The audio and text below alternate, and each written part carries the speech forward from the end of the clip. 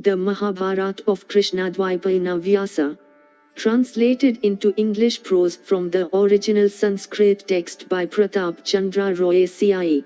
This free ebook has been downloaded from holybooks.com. Adiparva, Section 79, Sambhava Parva continued, Sukra continued, No, then, O Devyani, that he that mindeth not the evil speeches of others, conquereth everything. The wise say that he is a true charioteer who without slackening holdeth tightly the reins of his horses. He, therefore, is the true man that subdueth, without indulging, his rising wrath. Know thou, O Devyani, that by him is everything conquered, who calmly subdueth his rising anger.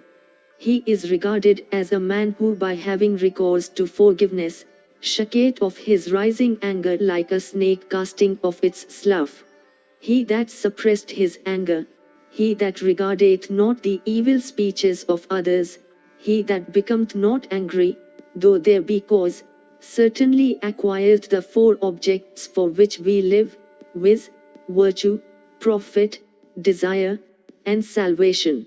Between him that performeth without fatigue sacrifices every month for 100 years, and him that never feeleth angry at anything, he that feareth not wrath is certainly the higher. Boys and girls, unable to distinguish between right and wrong, quarrel with each other. The wise never imitate them. Devyani, on hearing this speech of her father, said, O father, I know also what the difference is between anger and forgiveness as regards the power of each. But when a disciple behaveth disrespectfully, he should never be forgiven by the preceptor if the latter is really desirous of benefiting the former. Therefore, I do not desire to live any longer in a country where evil behavior is at a premium. The wise man desirous of good should not dwell among those sinfully inclined men who always speak ill of good behavior and high birth. But there should one live, indeed, that hath been said to be the best of dwelling places, where good behavior and purity of birth are known and respected. That cruel words uttered by Vrishpavan's daughter burn my heart even as men, desirous of kindling a fire, burn the dry fuel. I do not think anything more miserable for a man in the three worlds than to adore one's enemies blessed with good fortune, himself possessing none. It hath been indeed said by the learned that for such a man even death would be better. So ends the 79th section in the Sambhava Parva of the Adiparva. The Mahabharata of Krishna-Dwaipayana Vyasa, Adiparva, Section 80, Sambhava Parva continued. Vasampayana said, Then Kavya, the foremost of Bhrigu's line, became angry himself, and approaching Vrishpavan where the latter was seated, began to address him without weighing his words. O king, he said, sinful acts do not, like the earth, bear fruit immediately, but gradually and secretly do they extirpate their doers. Such fruit visiteth either in one's own self, one's son, or one's grandson. Sins must bar their fruit. Like rich food they can never be digested.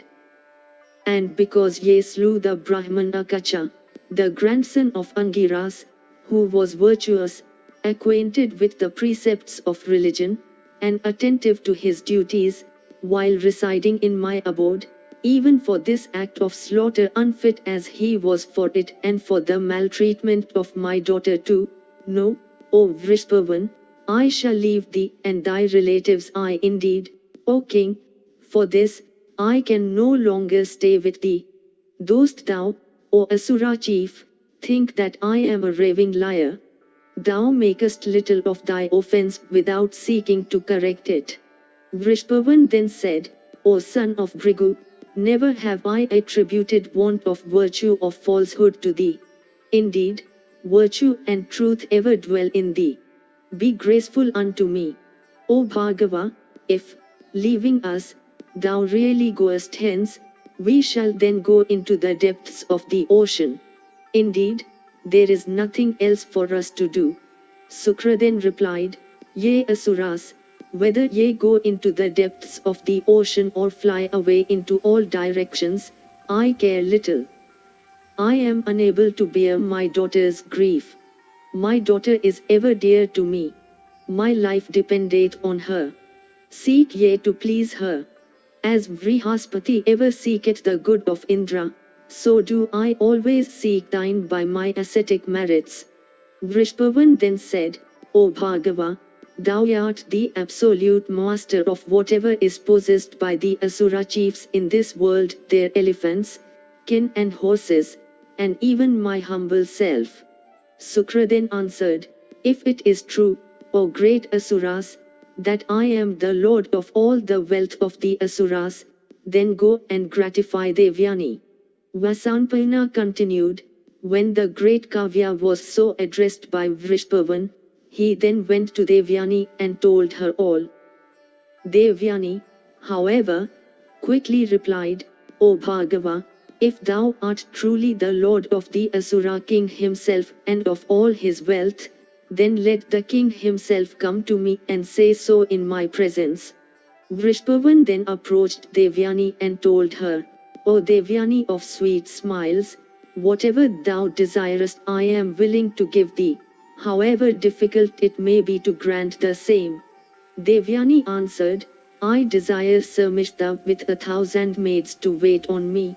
She must also follow me to where my father may give me away. Vrishpavan then commanded a maidservant in attendance on him, saying, Go and quickly bring Sarmishta hither. Let her also accomplish what Devyani wished. Vasampayana continued, the maidservant then repaired to Sarmishta and told her, O amiable Sarmishta, rise and follow me. Accomplish the good of thy relatives. Urged by Devyani, the Brahmana, Sukra, is on the point of leaving his disciples, the Asuras. O sinless one, thou must do what Devyani wished. Sarmishta replied, I shall cheerfully do what Devyani wished. Urged by Devyani, Sukra is calling me. Both Sukra and Devyani must not leave the Asuras through my fault. Vasampayana continued, commanded by her father then, Sarmishta accompanied by 1,000 maidens soon came, in a palanquin, out of her father's excellent mansion. And approaching Devyani she said, With my 1,000 maids, I am thy waiting maid. And I shall follow thee where thy father may give thee away. Devyani replied, I am the daughter of one who chanteth the praises of thy father, and who beggeth and accepteth alms.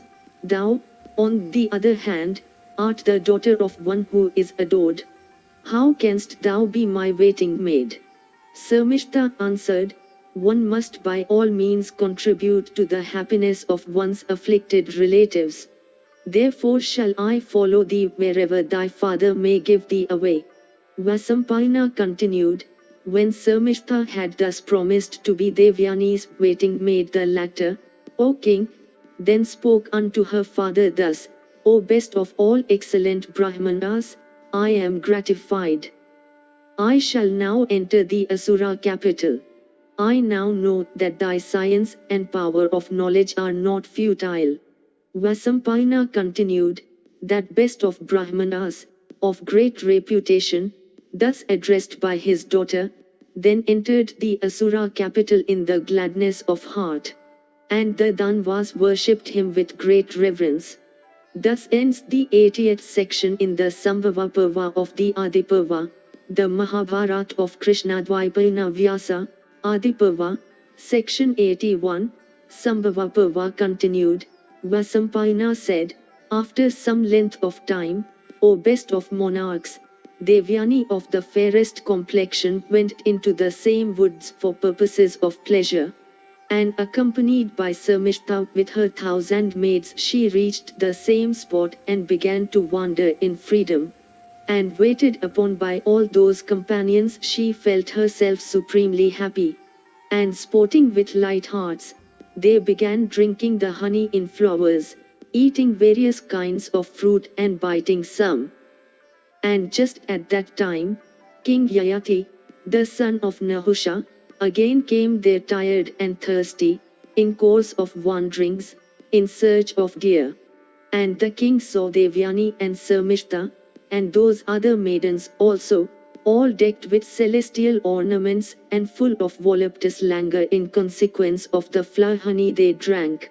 And Devyani of sweet smiles, unrivaled for beauty and possessed of the fairest complexion amongst them all, was reclining at her ease, and she was waited upon by Sarmishta, who was gently kneading her feet. And Yayati, seeing all this, said, O amiable ones, I would ask you both your names and parentage. It seems that these 2,000 maids wait on you too. Hearing the monarch, Devyani then answered, Listen to me, O best of men. Know that I am the daughter of Sukra, the spiritual guide of the Asuras. This my companion is my waiting maid. She attendeth on me wherever I go. She is Sarmishta, the daughter of the Asura king Vrishpavan. Yayati then asked, I am curious to know why this thy companion of fair eyebrows, this maiden of the fairest complexion, the daughter of the Asura chief, thy waiting maid. Devyani replied, O best of kings, everything resulteth from fate. Knowing this also to be the result of fate, wonder not at it. Thy feature and attire are both like a king's. Thy speech also is fair and correct as that of the Vedas. Tell me thy name, whence thou art and whose son also. The monarch replied, During my vow of Brahmacharya, the whole Vedas entered my ears. I am known as Yayati, a king's son and myself a king. Devyani then inquired, O king, what hast thou come here for?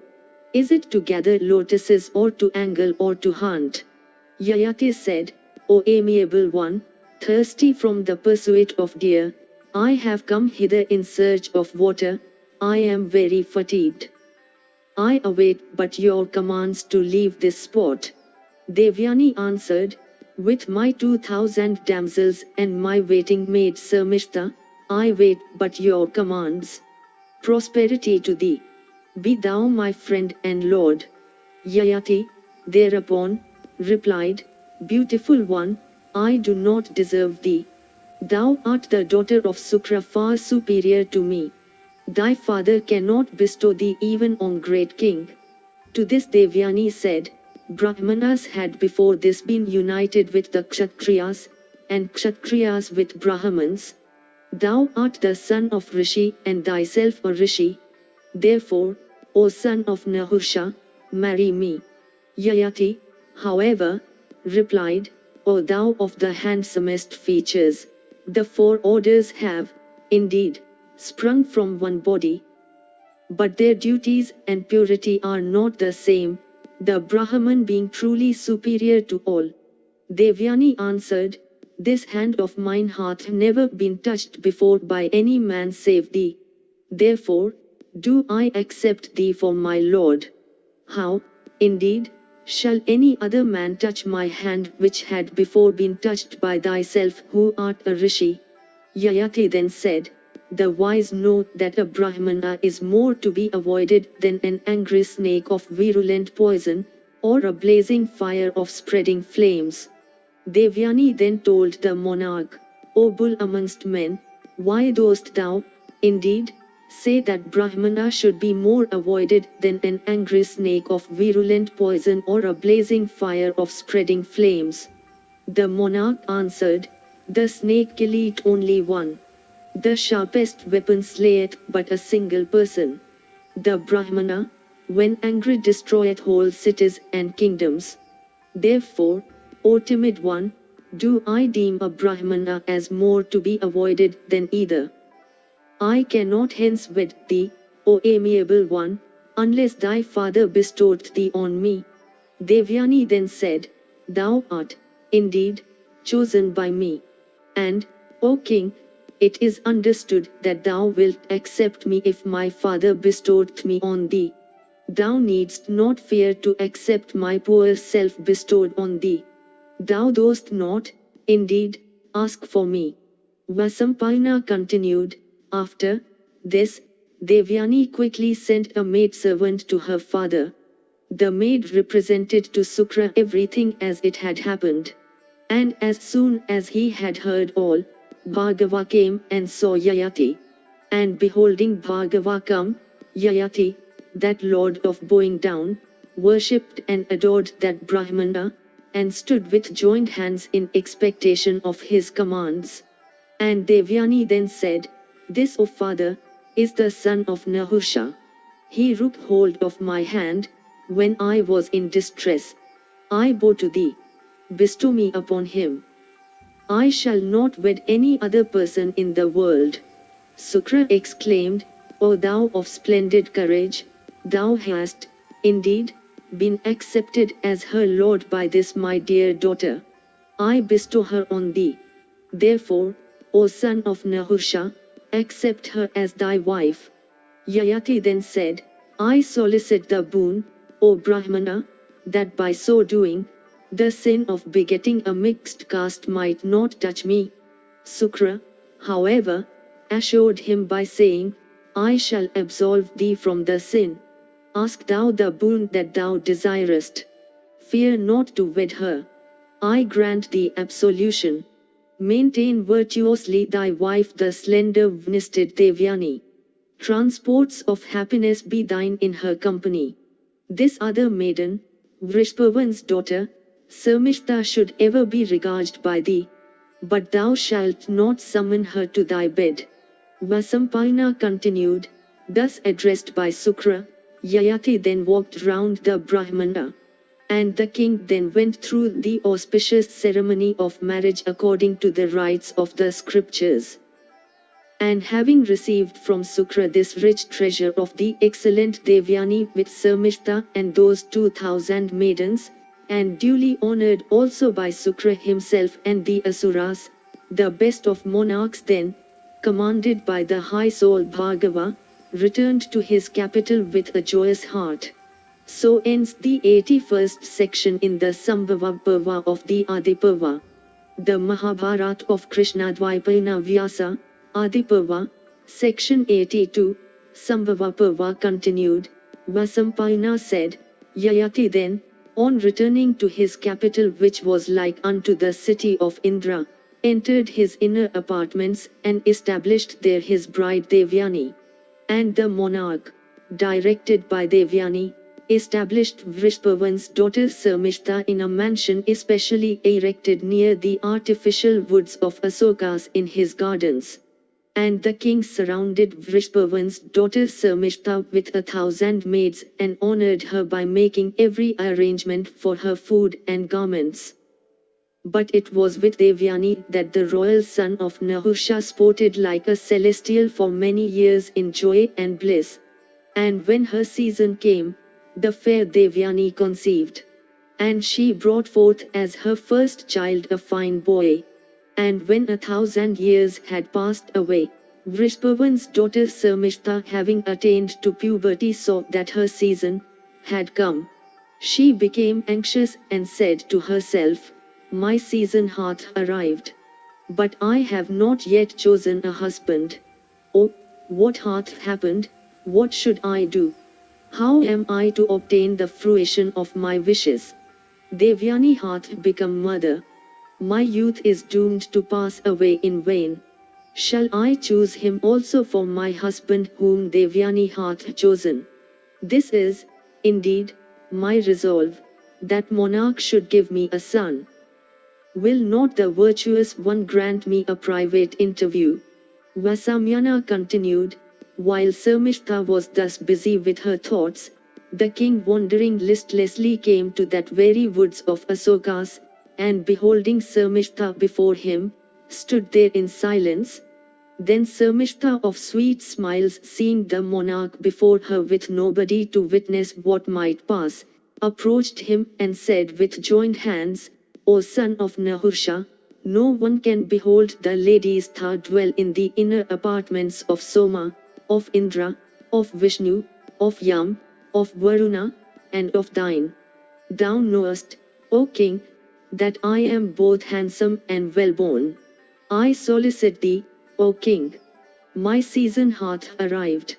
See that it goeth not in vain. Yayati answered, Well do I know that honor of birth is thine, born as thou art born in the proud race of the Danvas. Thou art also gifted with beauty. I do not, indeed, see even the speck of a fault in thy feature. But Usnas commanded me, while I was united with Devyani, that never should Vrishpavan's daughter be summoned to my bed. Sarmishta then said, It hath been said, O king, that it is not sinful to lie on the occasion of a joke in respect of women sought to be enjoyed, on occasion of marriage, in peril of immediate death and of the loss of one's whole fortune. Lying is excusable on these 5 occasions. O king, it is not true that he is fallen who speaks not the truth when asked. Both Devyani and myself have been called hither as companions to serve the same purpose. When, therefore, thou hadst said that you wouldst confine thyself to one only amongst us, that was a lie thou hadst spoken. Yayati replied, A king should ever be a model in the eyes of his people. That monarch certainly meets with destruction who speaks an untruth. As for myself, I do not dare speak untruth even if the greatest loss threatens me. Sarmishta answered, O monarch, one may look upon her friend's husband as her own. One's friend's marriage is the same as one's own. Thou hast been chosen by my friend as her husband. Thou art as much my husband, therefore. Yayati then said, It is, indeed my vow always to grant what one asketh. As thou askest me, tell me then what I am to do. Sarmishta then said, Absolve me, O king, from sin. Protect my virtue, becoming a mother by thee, let me practice the highest virtue in this world. It is said, O king, that a wife, a slave, and a son can never earn wealth for themselves. What they earn always belongeth to him who owneth them. I am, indeed, the slave of Devyani. Thou art Devyam's master and lord. Thou art therefore, O king, my master and lord as much as Devyani's. I solicit thee. O, fulfill my wishes. Vasampayana continued, thus addressed by Sarmishta, the monarch was persuaded into the truth of all she spoke. He, therefore, honored Sarmishta by protecting her virtue. And they passed some time together, and taking affectionate farewell of each other, they then parted, each returning to whence he or she had come. And it came to pass that Sarmishta of sweet smiles and fair eyebrows conceived in consequence of that connection of hers with that best of monarchs. And, O king, that lotus-eyed lady then in due course of time brought forth a son of the splendor of a celestial child and of eyes like lotus petals. Thus ends the 82nd section in the Sambhava Parva of the Adi Parva. The Mahabharata of Krishna-Dwaipayana Vyasa, Adi Parva, section 83, Sambhava Parva continued. Vasampayana said, when Devyani of sweet smiles heard of the birth of this child, she became jealous, and O Bharata, Sarmishta became an object of her unpleasant reflections. And Devyani, repairing to her, addressed her thus, O thou of fair eyebrows, what sin is this thou hast committed by yielding to the influence of lust? Sarmishta replied, a certain rishi of virtuous soul and fully conversant with the Vedas came to me. Capable of granting boons, he was solicited by me to grant my wishes that were based on considerations of virtue. O thou of sweet smiles, I would not seek the sinful fulfillment of my desires. I tell thee truly that this child of mine is by that rishi. Devyani answered, "It is all right if that be the case, O timid one. But if the lineage, name, and family of that Brahmana be known to thee, I should like to hear them." Sarmishta replied, "O thou of sweet smiles, in asceticism and energy, that rishi is resplendent like the sun himself. Beholding him, I had not any need to make these enquiries." Devyani then said, "If this is true, if indeed thou hast obtained thy child from such a superior Brahman, then, O Sarmishta, I have no cause of anger." Vasampayana continued, "Having thus talked and laughed with each other, they separated, Devyani returning to the palace with the knowledge imparted to her by Sarmishta. "And O king, Yayati also begot on Devyani two sons called Tadu and Turvasu, who were like Indra and Vishnu. And Sarmishta, the daughter of Vrishpavan, became through the royal sage the mother of three sons in all, named Drahu, Anu, and Puru. And, O king, it so came to pass that one day Devyani of sweet smiles, accompanied by Yayati, went into a solitary part of the woods, in the king's extensive park. And there she saw three children of celestial beauty playing with perfect trustfulness. And Devyani asked in surprise, "Whose children are they, O king, who are so handsome and so like unto the children of the celestials? In splendor and beauty they are like thee, I should think." Vasampayana continued, and Devyani, without waiting for a reply from the king, asked the children themselves, "Ye children, what is your lineage? Who is your father? Answer me truly. I desire to know all." Those children then pointed at the king, with their forefingers, and spoke of Sarmishta as their mother. And having so said, the children approached the king to clasp his knees.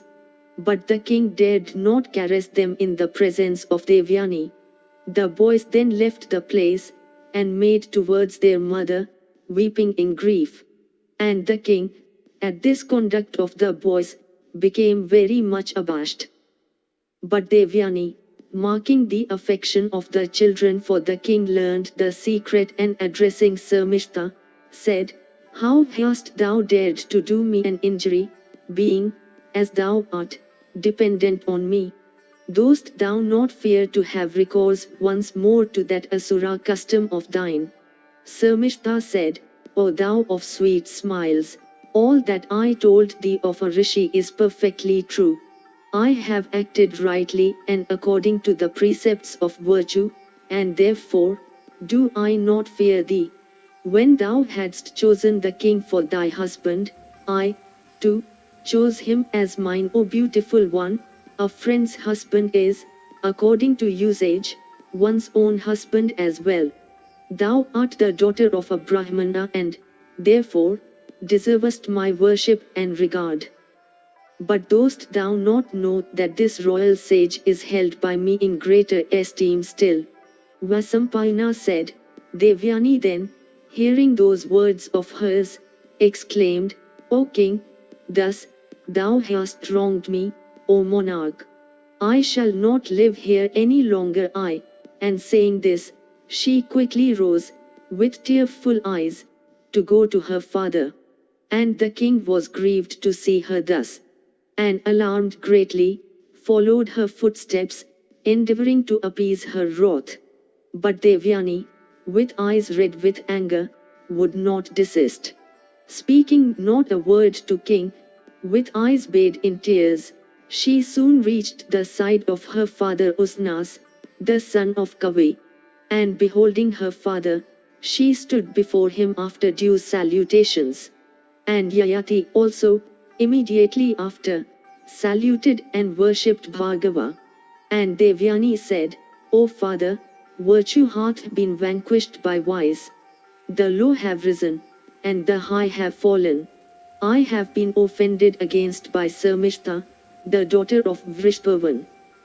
3 sons have been begotten upon her by this king Yayati. But, O father, luckless as I am, I have got only 2 sons. O son of Brigu, this king is renowned for his knowledge of the precepts of religion.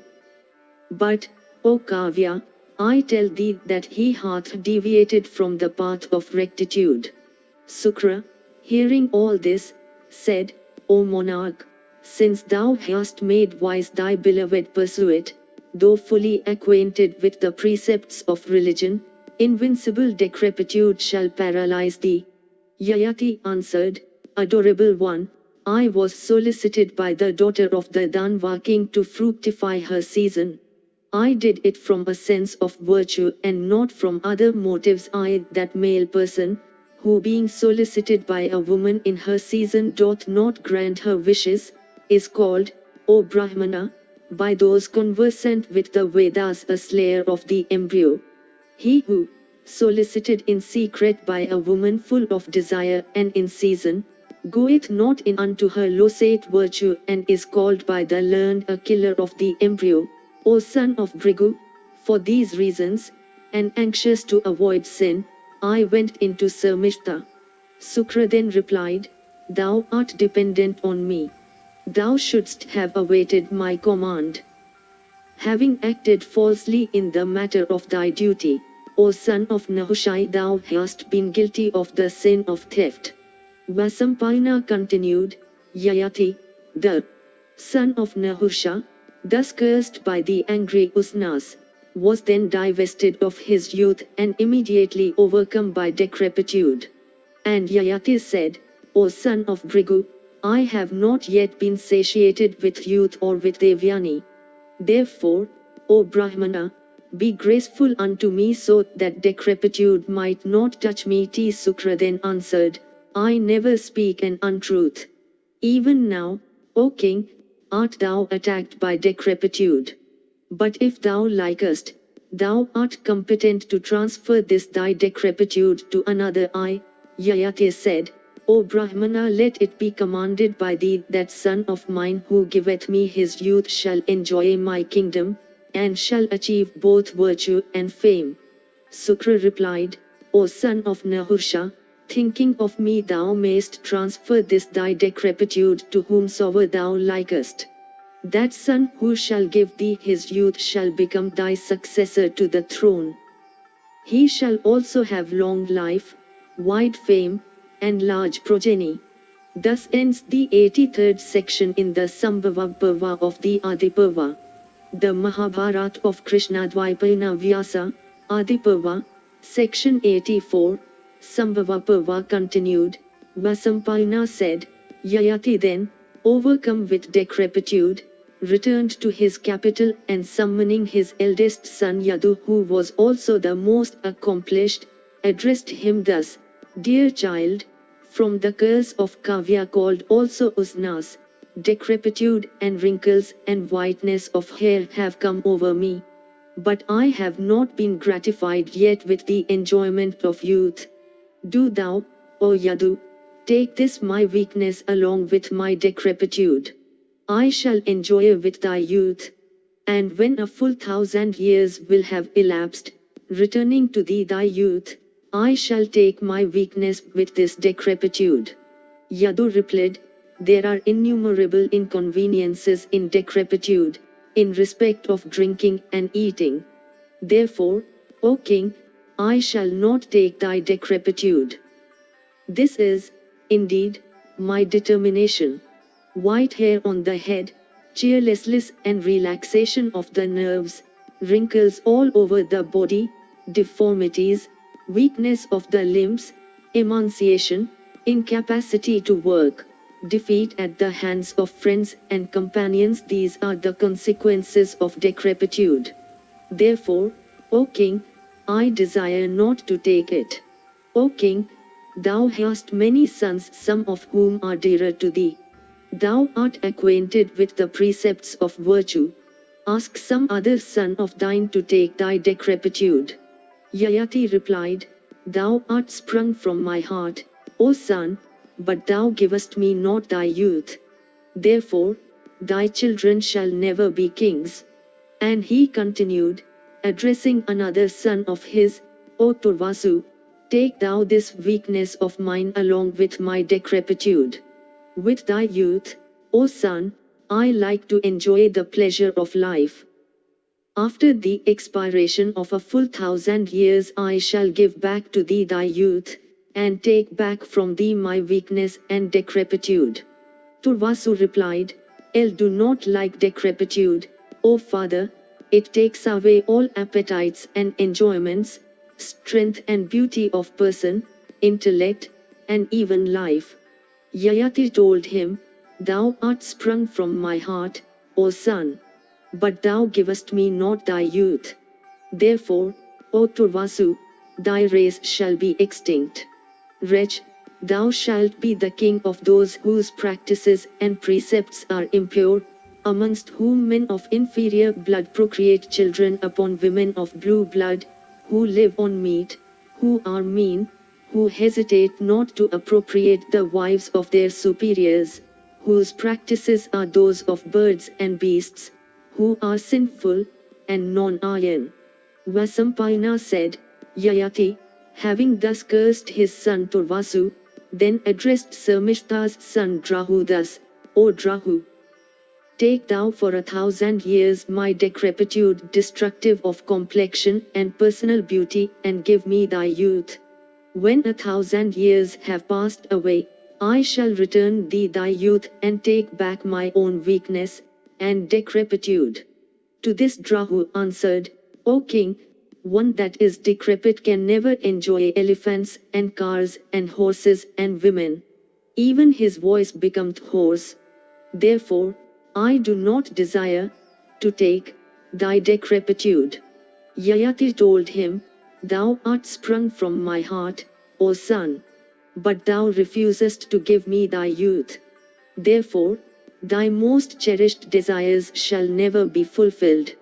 Thou shalt be king, only in name, of that region where there are no roads for the passage of horses and cars and elephants, and good vehicles, and asses, and goats and bullocks, and palanquins, where there is swimming only by rafts and floats. Yayati next addressed Anu and said, O Anu, take my weakness and decrepitude. I shall with thy youth enjoy the pleasures of life for 1,000 years. To this Anu replied, Those that are decrepit always eat like children and are always impure.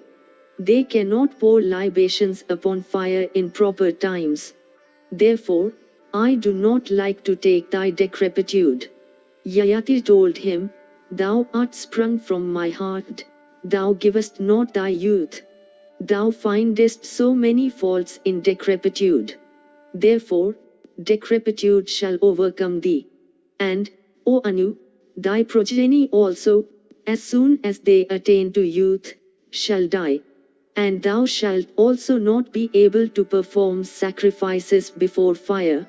Yayati at last turned to his youngest child, Puru, and addressing him said, Thou art, O Puru, my youngest son. But thou shalt be the first of all. Decrepitude, wrinkles, and whiteness of hair have come over me in consequence of the curse of Kavya called also Usnas. I have not yet, however, been satiated with my youth. O Puru, take thou this my weakness and decrepitude.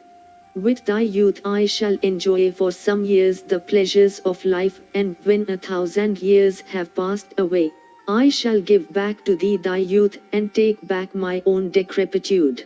Vasampayana said, thus addressed by the king, Puru answered with humility, I shall do, O monarch, as thou bidest me. I shall take, O king, thy weakness and decrepitude. Take thou my youth and enjoy as thou listest the pleasures of life. Covered with thy decrepitude and becoming old, I shall, as thou commandest, continue to live, giving thee my youth. Yayati then said, O Puru, I have been gratified with thee. And being gratified, I tell thee that the people in thy kingdom shall have all their desires fulfilled. And having said this, the great ascetic Yayati, then thinking of Kavya, transferred his decrepitude unto the body of the high-souled Puru. Thus ends 84th section in the Sambhava Parva of the Adi Parva. The Mahabharata of Krishna-Dwaipayana Vyasa, Adi Parva, section 85, Sambhava Parva continued. Vasampayana said, the excellent monarch Yayati, the son of Nahursha, having received Puru's youth became exceedingly gratified. And with it he once more began to indulge in his favorite pursuits to the full extent of his desires and to the limit of his powers, according to season, so as to derive the greatest pleasure therefrom. And O king, in nothing that he did, he acted against the precepts of his religion as behoved him well. He gratified the gods by his sacrifices, the Pitris, by Shraddhas, the poor, by his charities, all excellent Brahmanas, by fulfilling their desires, all persons entitled to the rights of hospitality, with food and drink, the Vaisyas, by protection, and the Sudras, by kindness. And the king repressed all criminals by proper punishments, and Yayati, gratifying all sections of his subjects, protected them virtuously like another Indra, and the monarch possessed of the prowess of a lion, with youth and every object of enjoyment under control, enjoyed unlimited happiness without transgressing the precepts of religion. And the king became very happy in thus being able to enjoy all the excellent objects of his desires. And he was only sorry when he thought that those 1,000 years would come to an end. And having obtained youth for 1,000 years, the king acquainted with the mysteries of time, and watching proper colors and kashtas sported with, the celestial damsel, Viswachi, sometimes in the beautiful garden of Indra, sometimes in Alka, the city of Kuvara, and sometimes on the summit of the mountain Meru on the north. And when the virtuous monarch saw that the 1,000 years were full, he summoned his son, Puru, and addressed him thus, O oppressor of foes, with thy youth, O son, I have enjoyed the pleasures of life, each according to its season, to the full extent of my desires, to the limit of my powers. Our desires, however, are never gratified by indulgence.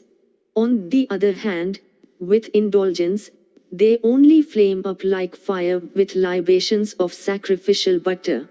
If a single person were owner of everything on earth, all her yields of paddy and barley, her silver, gold, and gems, her animals and women, he would not still be content. Thirst of enjoyment, therefore, should be given up. Indeed, true happiness belongeth to them that have cast off their thirst for worldly objects, a thirst which is difficult to be thrown off by the wicked and the sinful, which faileth not with the failing life, and which is truly the fatal disease of man. My heart hath for a full 1,000 years been fixed upon the objects of desires. My thirst for these, however, increaseth day by day without abating. Therefore, I shall cast it off, and fixing my mind on Brahma, I shall pass the rest of my days with the innocent deer in the forest peacefully and with no heart for any worldly objects. And O Puru, I have been exceedingly gratified with thee, prosperity be thine. Receive back this thy youth. Receive thou also my kingdom. Thou art, indeed, that son of mine who has done me the greatest services. Vasampayana continued. Then Yayati, the son of Nahursha, received back his decrepitude. And his son Puru received back his own youth. And Yayati was desirous of installing Puru, his youngest son, on the throne.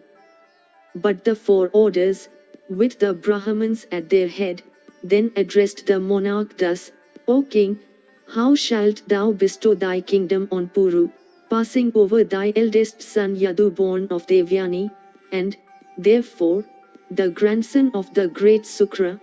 Indeed, Yadu is thy eldest son, After him hath been born Turvasu, and of Sarmishta's sons, the first is Drahu, then Anu and then Puru. How doth the youngest deserve the throne, passing all his elder brothers over? This we represent to thee. O, conform to virtuous practice.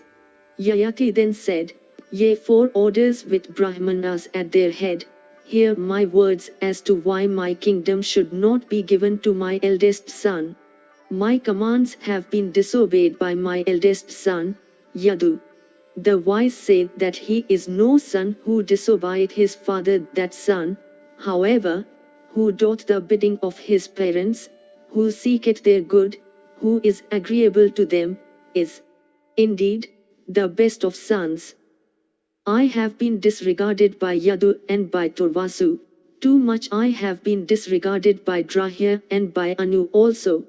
By Puru alone hath my word been obeyed.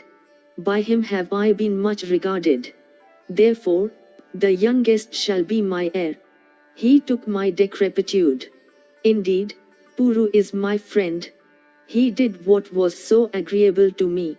It hath also been commanded by Sukra himself, the son of Kavi, that son of mine who should obey me will become king after me and bring the whole earth under his sway. I therefore beseech ye, let Puru be installed on throne. The people then said, True it is, O king, that son who is accomplished and who seeketh the good of his parents, deserveth prosperity even if he be the youngest. Therefore, doth Puru, who hath done the good, deserve the crown. And as Sukra himself hath commanded it, we have nothing to say to it. Vasampayana continued, the son of Nahusha, thus addressed by the contented people, then installed his son, Puru, on the throne. And having bestowed his kingdom on Puru, the monarch performed the initiatory ceremonies for retiring into the woods.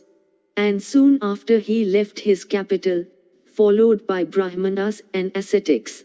The sons of Yadu are known by the name of the Yadvas, while those of Turvasu have come to be called the Yayanas. And the sons of Drahu are the Bhojas, while those of Anu, the Mlekchas.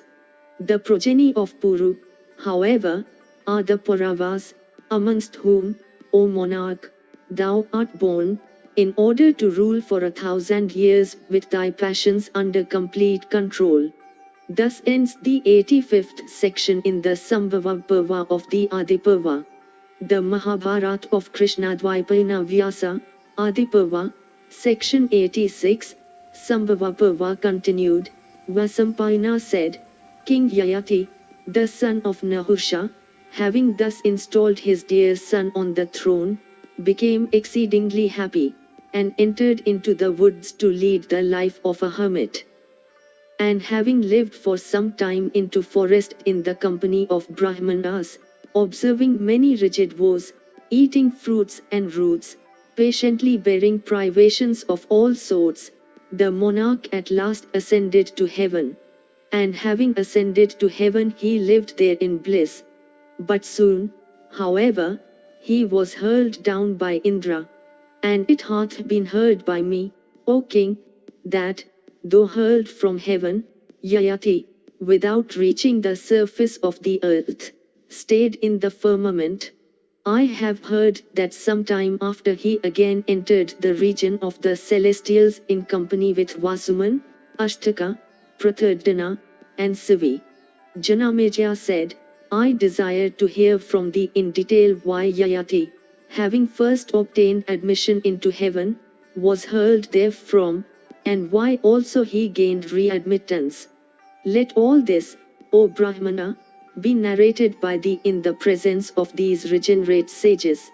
Yayati, Lord of earth was, indeed, like the chief of the celestials. The progenitor of the extensive race of the Kurus, he was of the splendor of the sun. I desire to hear in full the story of his life both in heaven and on earth, as he was illustrious, and of worldwide celebrity and of wonderful achievements. Vasampayana said, "Indeed, I shall recite to the excellent story of Yayati's adventures on earth and in heaven. That story is sacred and destroyeth the sins of those that hear it."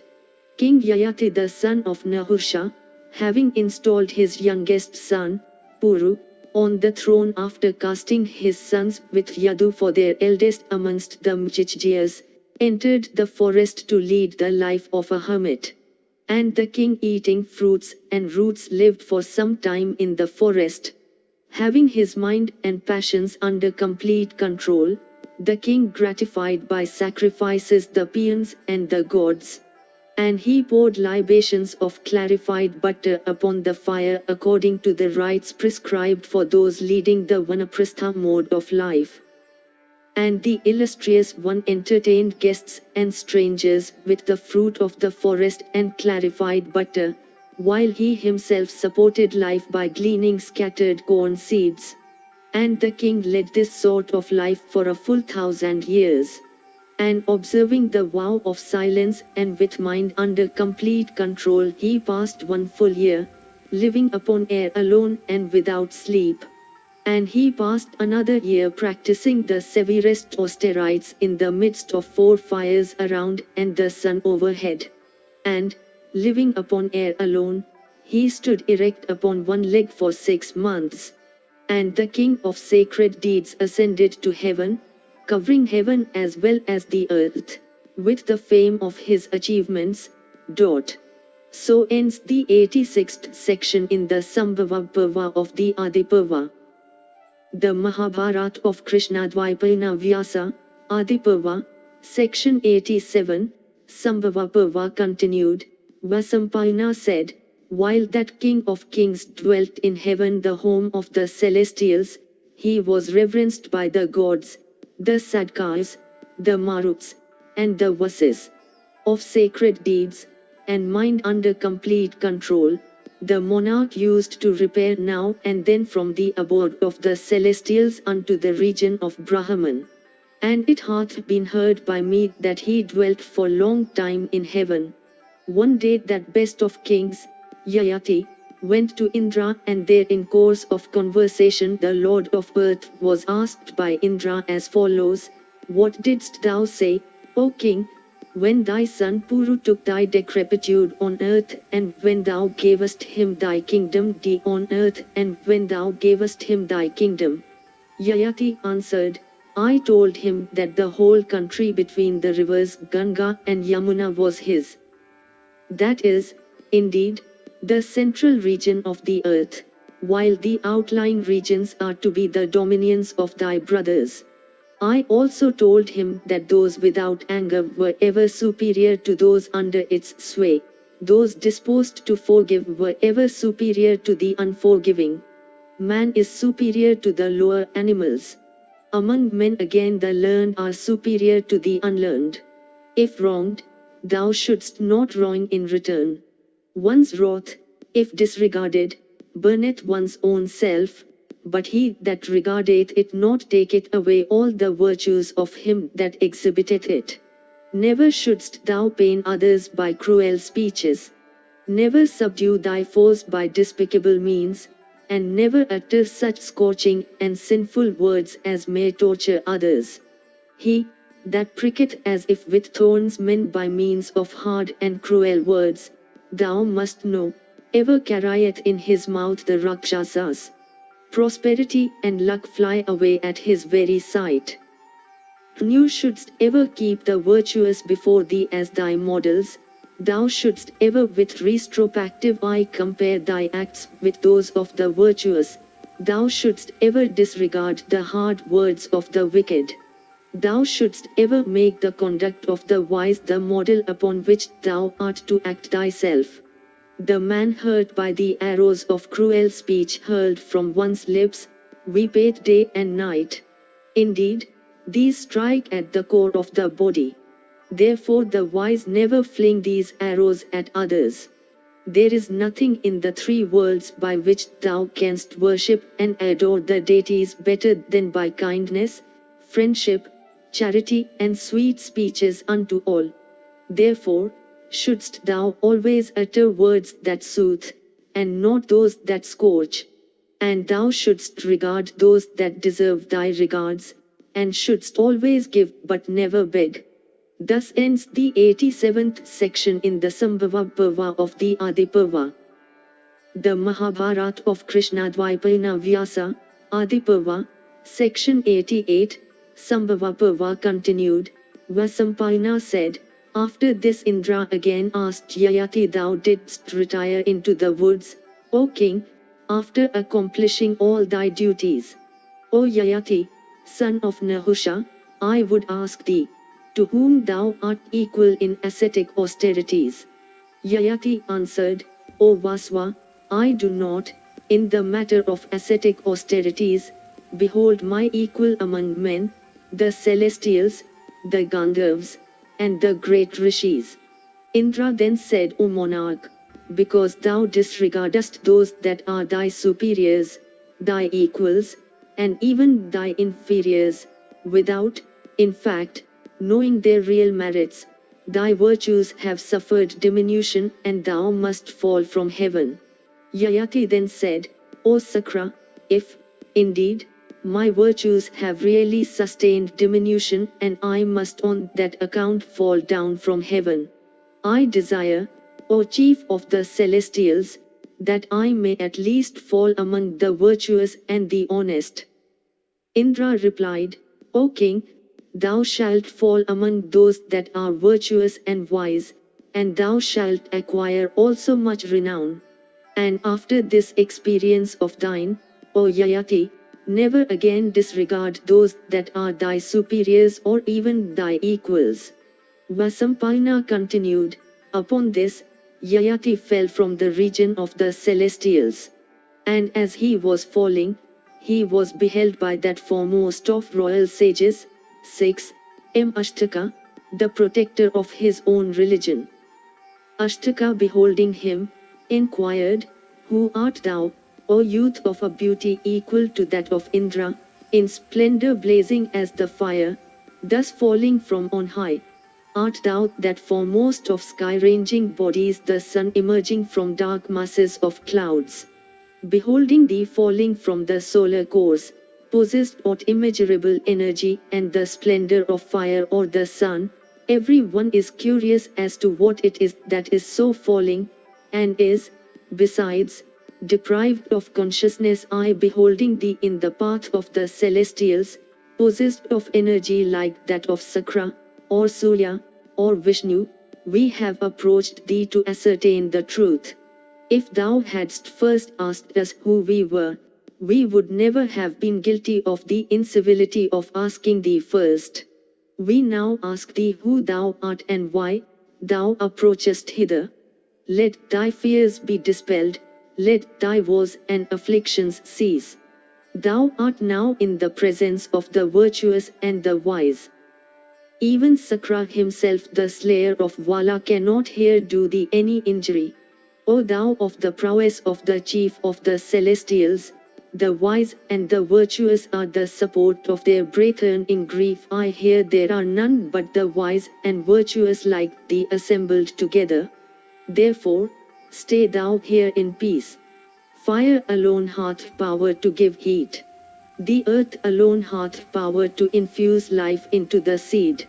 The sun alone hath power to illuminate everything. So the guest alone hath power to command the virtuous and the wise. Thus ends the 88th section in the Sambhava Parva of the Adi Parva. The Mahabharata of Krishna-Dwaipayana Vyasa, Adi Parva, section 89, Sambhava Parva continued. Yayati said, I am Yayati, the son of Nahusha and the father of Puru. Cast off from the region of the celestials and of Siddhas and Rishis for having disregarded every creature, I am falling down, my righteousness having sustained diminution. In years I am older than you, therefore, I have not saluted you first. Indeed, the Brahmanas always reverence him who is older in years or superior in learning or in ascetic merit. Ashtaka then replied, Thou sayest, O monarch, that he who is older in years is worthy of regard. But it is said that he is truly worthy of worship who is superior in learning and ascetic merit. Yayati replied to this. It is said that sin destroyeth the merits of 4 virtuous acts. Vanity containeth the element of that which leadeth to hell. The virtuous never follow in the footsteps of the vicious. They act in such a way that their religious merit always increaseth. I myself had great religious merit, but all that, however, is gone. I will scarcely be able to regain it even by my best exertions. Beholding my fate, he that is bent upon achieving his own good will certainly suppress vanity. He who having acquired great wealth performeth meritorious sacrifices, who having acquired all kinds of learning remaineth humble, and who having studied the entire Vedas devoteth himself to asceticism with a heart withdrawn from all mundane enjoyments, goeth to heaven. None should exult in having acquired great wealth. None should be vain of having studied the entire Vedas. In the world men are of different dispositions. Destiny is supreme. Both power and exertion are all fruitless. Knowing destiny to be all-powerful, the wise, whatever their portions may be, should neither exult nor grieve. When creatures know that their weal and woe are dependent on destiny and not on their own exertion or power, they should neither grieve nor exult, remembering that destiny is all-powerful. The wise should ever live contented, neither grieving at woe nor exulting at weal. When destiny is supreme, both grief and exultation are unbecoming. O Ashtaka, I never suffer myself to be overcome by fear, nor do I ever entertain grief, knowing for certain that I shall be in the world what the great disposer of all hath ordained. Insects and worms, all oviparous creatures, vegetable existences, all crawling animals, vermin, the fish in water, stones, grass, wood, in fact, all created things, when they are freed from the effects of their acts, are united with the Supreme Soul. Happiness and misery are both transient. Therefore, O Ashtaka, why should I grieve? We can never know how we are to act in order to avoid misery. Therefore, none should grieve for misery. Possessed of every virtue, King Yayati, who was the maternal grandfather of Ashtaka, while staying in the welkin, at the conclusion of his speech was again questioned by Ashtaka. The latter said, O King of Kings, tell me, in detail, of all those regions that thou hast visited and enjoyed, as well as the periods for which thou hast enjoyed each. Thou speakest of the precepts of religion even like the clever masters acquainted with the acts and saying of great beings. Yayati replied, I was a great king on earth, owning the whole world for my dominion. Leaving it, I acquired by dint of religious merit many high regions. There I dwelt for full 1,000 years, and then I attained to a very high region, the abode of Indra, of extraordinary beauty, having 1,000 gates, and extending over 100 yojanas all round. There, too, I dwelt a full 1,000 years and then attained to a higher region still.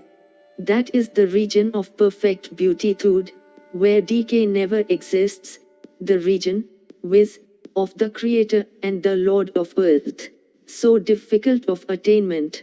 There also I dwelt for a full 1,000 years, and then attained to another very high region, viz., that of the God of gods, Vishnu, where, too, I had lived in happiness. Indeed, I dwelt in various regions, adored by all the celestials, and possessed of prowess and splendor equal unto those of the celestials themselves. Capable of assuming any form at will, I lived for 1,000,000 of years in the gardens of Nandana, sporting with the Apsaras and beholding numberless beautiful trees clad in flowery vesture and sending forth delicious perfume all round. And after many, many years had elapsed while still residing there in enjoyment of perfect beatitude, the celestial messenger of grim visage, one day, in a loud and deep voice, thrice shouted to me, ruined, ruined, ruined I, O lion among kings, this much do I remember. I was then fallen from Nandand, my religious merits gone. I heard in the skies, O king, the voices of the celestials exclaiming in grief, alas! What misfortune!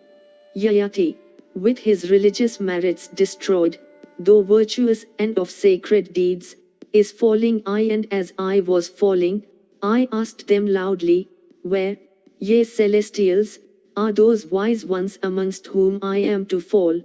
They pointed out to me this sacred sacrificial region belonging to you. Beholding the curls of smoke blackening the atmosphere and smelling the perfume of clarified butter poured incessantly upon fire, and guided thereby, I am approaching this region of yours, glad at heart that I come amongst you. Thus ends the 89th section in the Sambhava Parva of the Adiparva. The Mahabharata of Krishna-Dwaipayana Vyasa, Adiparva, section 90, Sambhava Parva continued. Ashtaka said, capable of assuming any form at will, thou hast lived for 1,000,000 of years in the gardens of Nandana.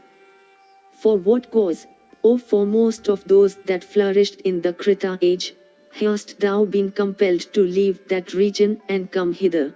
Yayati answered, as kinsmen, friends, and relatives forsake, in this world, those whose wealth disappears, so, in the other world, the celestials with Indra as their chief, forsake him who hath lost his righteousness. Ashtaka said, I am extremely anxious to know how in the other world men can lose virtue. Tell me also, O king, what regions are attainable by what courses of action? Thou art acquainted, I know, with the acts and sayings of great beings. Yayati answered, O pious one, they that speak of their own merits are doomed to suffer the hell called Bhoima. Though really emaciated and lean, they appear to grow on earth, in the shape of their sons and grandsons, only to become food for vultures, dogs, and jackals. Therefore, O king, this highly censurable and wicked vice should be repressed. I have now, O king, told thee all, tell me what more I shall say. Ashtaka said, when life is destroyed with age, vultures, peacocks, insects, and worms eat up the human body, where doth man then reside? How doth lie also come back to life? I have never heard of any hell called Bhoima on earth. Yayati answered, after the dissolution of the body, man, according to his acts, re-entereth the womb of his mother and stayeth there in an indistinct form, and soon after assuming a distinct and visible shape reappeareth in the world and walketh on its surface. This is that earth hell, Bhoima, where he falleth, for he beholdeth not the termination of his existence and acteth not towards his emancipation. Some dwell for 60,000 years, some for 80,000 years in heaven, and then they fall. And as they fall, they are attacked by certain Rakshasas beholding to the world, in the form of sons, grandsons, and other relatives, that withdraw their hearts from acting for their own emancipation. Ashtaka asked, for what sin are beings, when they fall from heaven, attacked by these fierce and sharp-toothed Rakshasas? Why are they not reduced to annihilation? How do they again enter the womb, furnished with senses? Yayati answered, after falling from heaven, the being becomes a subtle substance living in water. This water becomes the semen whence is the seed of vitality. Thence entering the mother's womb in the womanly season, it developeth into the embryo and next into visible life like the fruit from the flower, entering trees, plants, and other vegetable substances, water, air, earth, and space. That same watery seed of life assumeth the quadrupedal or bipedal form. This is the case with all creatures that you see. Ashtaka said, O tell me, I ask thee because I have my doubts. Doth the being that hath received a human form enter the womb in its own shape or in some other? How doth it also acquire its distinct and visible shape, eyes and ears and consciousness as well? Questioned by me, O, explain it all. Thou art, O Father, one acquainted with the acts and sayings of great beings. I, Yayati, answered, according to the merits of one's acts, the being that in a subtle form coinheres in the seed that is dropped into the womb is attracted by the atmospheric force for purposes of rebirth. It then developeth there in course of time. First it becomes the embryo, and is next provided with the visible physical organism. Coming out of the womb in due course of time, it becomes conscious of its existence as man, and with his ears becomes sensible of sound, with his eyes, of color and form, with his nose, of scent, with his tongue, of taste, by his whole body, of touch, and by his mind, of ideas. It is thus, O Ashatka, that the gross and visible body developeth from the subtle essence. Ashtaka asked, after death, the body is burnt, buried, or otherwise destroyed, reduced to nothing upon such dissolution, by what principle is one revived? Yayati said, O lion among kings, the person that dies assumes a subtle form, and retaining consciousness of all his acts as in a dream, he enters some other form with a speed quicker than that of air itself.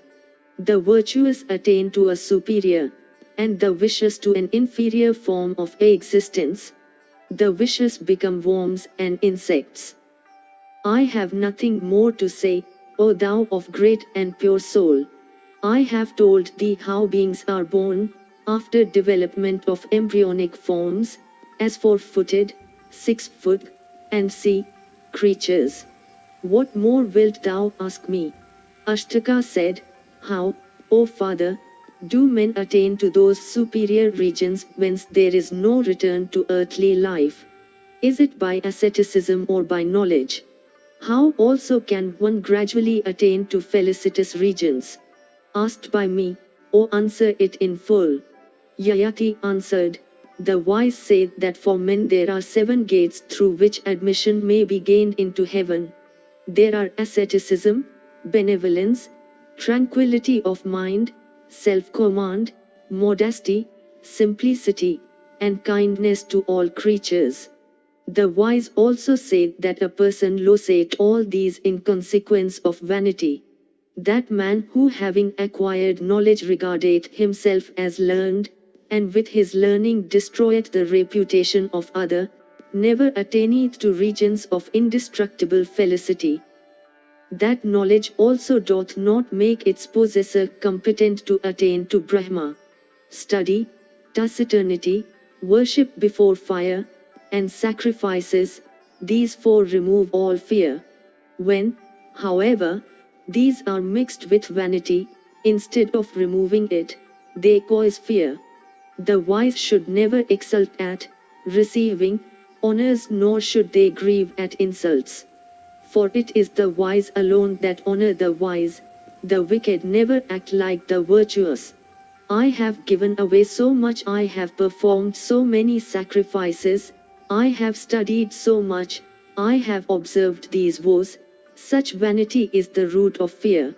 Therefore, thou must not indulge in such feelings. Those learned men who accept as their support the unchangeable, inconceivable Brahma alone that ever showereth blessings on persons virtuous like thee, enjoy perfect peace here and hereafter. Thus ends the 90th section in the Sambhava Parva of the Adi Parva. The Mahabharata of Krishna-Dwaipayana Vyasa, Adi Parva, section 91, Sambhava Parva continued. Ashtaka said, those cognizant of the Vedas differ in opinion as to how the followers of each of the four modes of life viz. Grihasthas, Bhikshus, Brahmacharins, and Vanaprasthas should conduct themselves in order to acquire religious merit. Yayati answered, these are what a Brahmacharin must do. While dwelling in the abode of his preceptor, he must receive lessons only when his preceptor summons him to do so. He must attend to the service of his preceptor without waiting for the latter's command. He must rise from his bed before his preceptor riseth, and go to bed after his preceptor hath gone to bed. He must be humble, must have his passions under complete control, must be patient, vigilant, and devoted to studies. It is then only that he can achieve success. It hath been said in the oldest Upanishad that a grihastha, acquiring wealth by honest means, should perform sacrifices, he should always give something in charity, should perform the rites of hospitality unto all arriving at his abode, and should never use anything without giving a portion thereof to others. A Muni, without search for woods, depending on his own vigor, should abstain from all vicious acts, should give away something in charity, should never inflict pain on any creature. It is then only that he can achieve success. He, indeed, is a true bhikshu who doth not support himself by any manual arts, who possesseth numerous accomplishments, who hath his passions under complete control, who is unconnected with worldly concerns, who sleepeth not under the shelter of a householder's roof, who is without wife, and who going a little way every day, travelleth over a large extent of the country. A learned man should adopt the Vanaprastha mode of life after performance of the necessary rites, when he hath been able to control his appetites for enjoyment and desire of acquiring valuable possessions.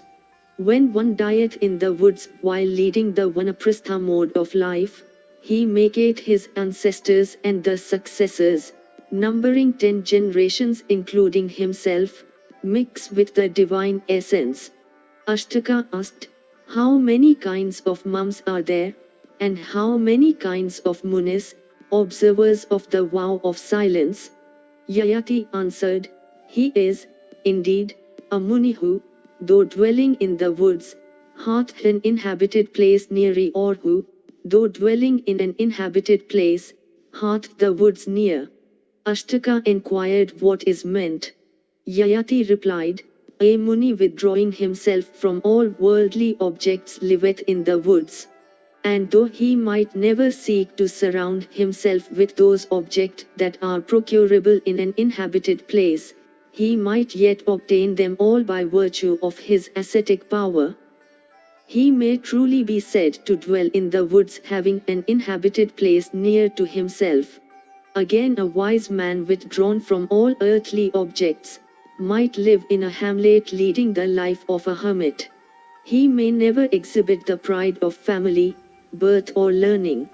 Clad in the scantiest robes, he may yet regard himself as attired in the richest vestments. He may rest content with food just enough for the support of life.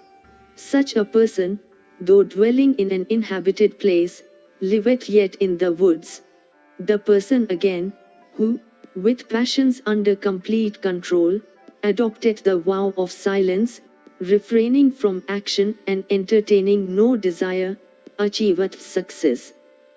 Why shouldst thou not, indeed, reverence the man who liveth on clean food, who refraineth from ever injuring others, whose heart is ever pure, who stands in the splendor of ascetic attributes, who is free from the leaden weight of desire, who abstaineth from injury even when sanctioned by religion, emaciated by austerities and reduced in flesh, marrow and blood, such a one conquereth not only this but the highest world.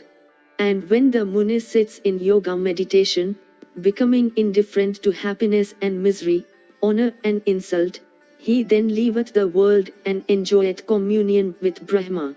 When the Muni taketh food like wine and other animals, i.e. without providing for it beforehand and without any relish, like a sleeping infant feeding on the mother's lap, then like the all-pervading spirit he becomes identified with the whole universe and attaineth to salvation.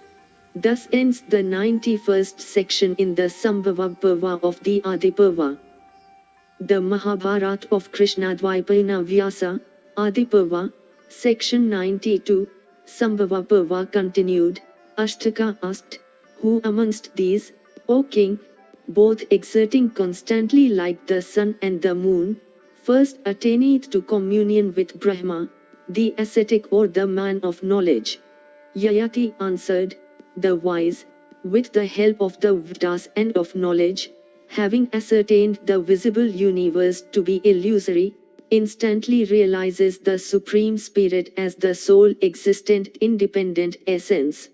While they that devote themselves to yoga meditation take time to acquire the same knowledge, for it is by practice alone that these latter divest themselves of the consciousness of quality. Hence the wise attain to salvation first. Then again, if the person devoted to yoga find not sufficient time in one life to attain success, being led astray by the attractions of the world, in his next life he is benefited by the progress already achieved, for he devoted himself regretfully to the pursuit of success. But the man of knowledge ever beholdeth the indestructible unity, and is therefore, though steeped in worldly enjoyments, never affected by them at heart. Therefore, there is nothing to impede his salvation. He, however, who faileth to attain to knowledge, should yet devote himself to piety as dependent on action, sacrifices, and see. But he that devoteth himself to such piety, moved thereto by desire of salvation, can never achieve success. His sacrifices bear no fruit and partake of the nature of cruelty. Piety which is dependent on action that proceedeth not from the desire of fruit, is, in case of such men, yoga itself. Ashtaka said, for O king, thou lookest like a youth, thou art handsome and decked with a celestial garland. Thy splendor is great. Whence dost thou come and where dost thou go? Whose messenger art thou? Art thou going down into the earth? Yayati said, fallen from heaven upon the loss of all my religious merits, I am doomed to enter the earth hell. Indeed, I shall go there after I have finished my discourse with you. Even now the regents of the points of the universe command me to hasten thither. And, O king, I have obtained it as a boon from Indra that though fall I must upon the earth, yet I should fall amidst the wise and the virtuous. Ye are all wise and virtuous that are assembled here. Ashtaka said, thou art acquainted with everything. I ask thee, O king, are there any regions for myself to enjoy in heaven or in the firmament? If there be, then, thou shalt not fall, though falling. Yayati answered, O king, there are as many regions for thee to enjoy in heaven even as the number of kin and horses on earth with the animals in the wilderness and on the hills. Yayati answered, O king, there are as many regions for thee, enjoy in the wilderness and on the hills. Ashtaka said, if there are worlds for me to enjoy, as fruits of my religious merits, in heaven, O king, I give them all unto thee. I therefore, though falling, thou shalt not fall. O, take thou soon all those, wherever they be, in heaven or in the firmament. Let thy sorrow cease. Yayati answered, O best of kings, a Brahma-knowing Brahmana alone can take in gift, but not one like ourselves. And O monarch, I myself have given away to Brahmins as one should. Let no man who is not a Brahmana and let not the wife of a learned Brahmana ever live in infamy by accepting gifts. While, on earth, I ever desired to perform virtuous acts. Having never done so before, how shall I now accept a gift? Pratyardhana, who was amongst them, asked, O thou of the handsomest form, I am Pratyardhana by name. I ask thee if there are any worlds for me to enjoy as fruits of my religious merits, in heaven or the firmament. Answer me, thou art acquainted with everything. Yayati said. O king, numberless worlds, full of felicity, effulgent like the solar disk, and where woe can never dwell, await thee. If thou dwellest in each but for 7 days they would not yet be exhausted. Pratyardhana said, These then I give unto thee. Therefore, though falling, thou must not fall. Let the worlds that are mine be thine, whether they be in the firmament or heaven. O, soon take them, let thy woe cease. Yayati answered, O monarch, no king of equal energy should ever desire to receive as gift the religious merits of another king acquired by yoga austerities. And no king who is afflicted with calamity through the fates should, if wise, act in a censurable way. A king keeping his eye fixed forever on virtue should walk along the path of virtue like myself, and knowing what his duties are should not act so meanly as thou directest. When others desirous of acquiring religious merits do not accept gifts, how can I do what they themselves do not? On the conclusion of this speech, that best of kings, Yayati was then addressed by Vasumat in the following words. Thus ends the 92nd section in the Sambhava Parva of the Adiparva. The Mahabharata of Krishna-Dwaipayana Vyasa, Adiparva, section 93, Sambhava Parva continued. Vasumat said, I am Vasumat, the son of the Oshdasv. I would ask thee, O king, whether there are any worlds for me to enjoy as fruits of my religious merits, in heaven or the firmament? Thou art, O high-souled one, acquainted with all holy regions. Yayati answered, There are as many regions for thee to enjoy in heaven as the number of places in the firmament, the earth and the 10 points of the universe illumined by the sun. Vasumat then said, I give them to thee. Let those regions that are for me be thine. Therefore, though falling, thou shalt not fall. If to accept them as gift be improper for thee, then, O monarch, buy them with a straw. Yayati answered, I do not remember having ever bought and sold anything unfairly. This has never been done by other kings, how shall I therefore do it?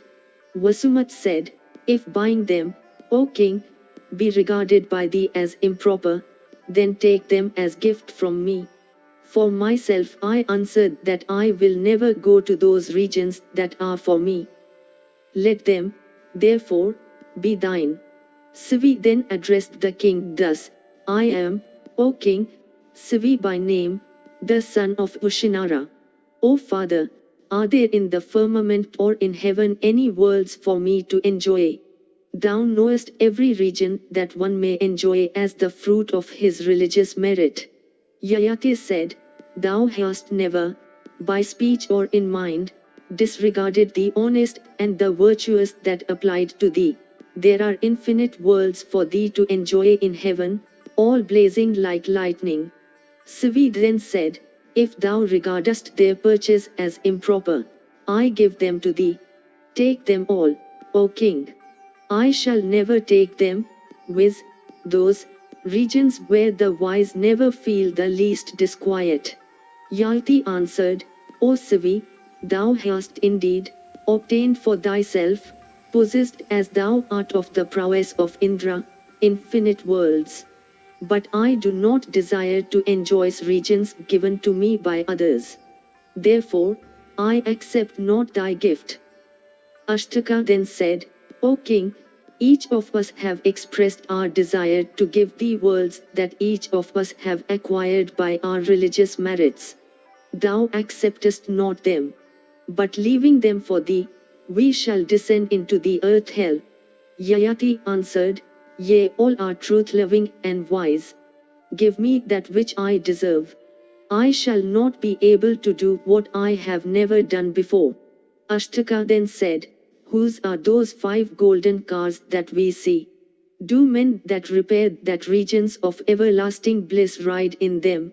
Yayati answered, Those 5 golden cars displayed in glory, and blazing as fire, would indeed carry you to regions of bliss.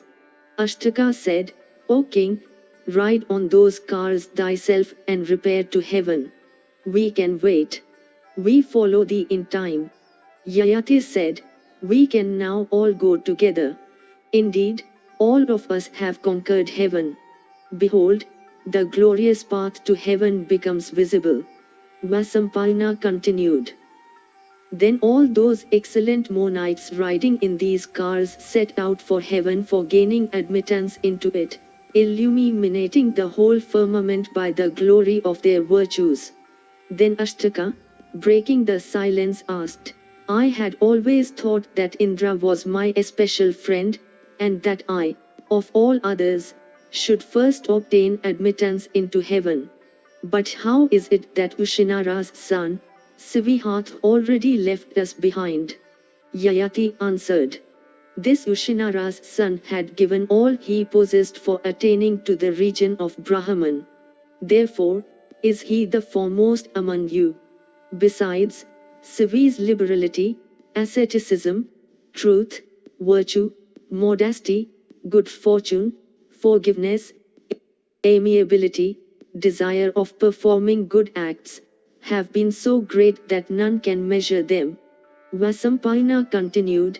After this, Ashtaka, impelled by curiosity, again asked his maternal grandfather resembling Indra himself, saying, O king, I ask thee, tell me truly, whence thou art, who thou art, and whose son.